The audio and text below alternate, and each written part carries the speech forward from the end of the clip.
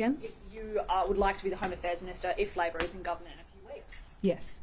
Just Keneally, on that issue, on that portfolio issue. Can I ask for your response to those comments Karen Andrews made yesterday, suggesting that China's deliberately timed this deal with the Solomons to disrupt our election campaign? And I note that you have written a letter to her. Has she responded? No. No is the answer to that. Yesterday we saw Karen Andrews indulge in conspiratorial fantasies and unhinged commentary about foreign interference in our election campaign. Offered with no proof, offered with no reference to intelligence, and I make this point. If Karen Andrews does not have intelligence briefings suggesting that there has been attempts at foreign interference in our election campaign, then she needs to clarify that to the public right now. And if she does have such briefings, we are in caretaker mode, and I remind her that the ASIO Director General has already made clear that such briefings should be provided to both the opposition and the government during the caretaker period. Now, this is not the first time Karen Andrews has done this. Just a few weeks ago, she made another suggestion that she had some kind of intelligence relating to another matter. I wrote to her then and asked for a briefing.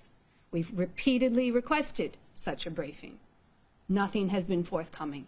What I expect in this circumstance is nothing will be forthcoming either, because Karen Andrews can't substantiate her claims.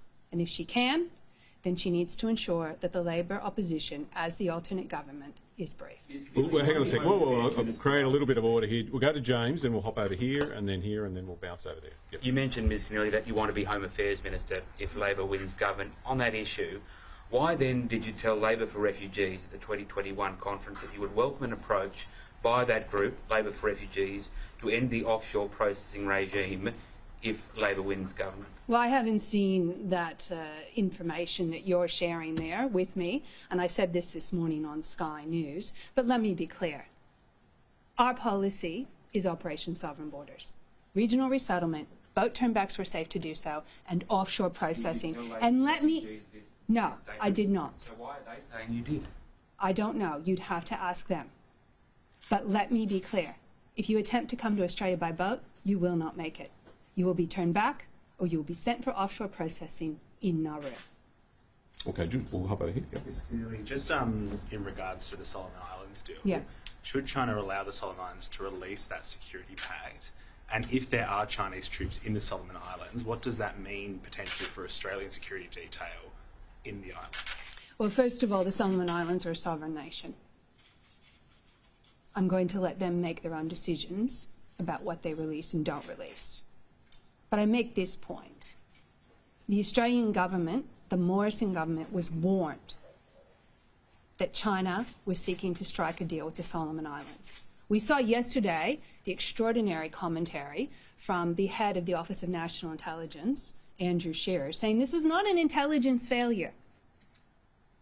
That means it was a government failure.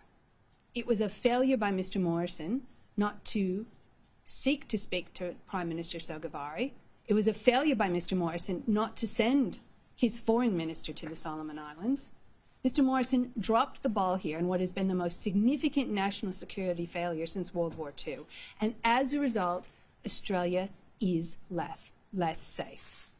Now, China does have a foothold now, just 1,600 kilometers from Cairns. And all the chest thumping and empty rhetoric we saw yesterday from Mr. Morrison about red lines is just tough talk with nothing behind it. That's why Labor this week announced our plan to strengthen Australia's relationship with our Pacific family. Mr. Morrison has been caught asleep at the wheel, and as a result, Australia is less secure.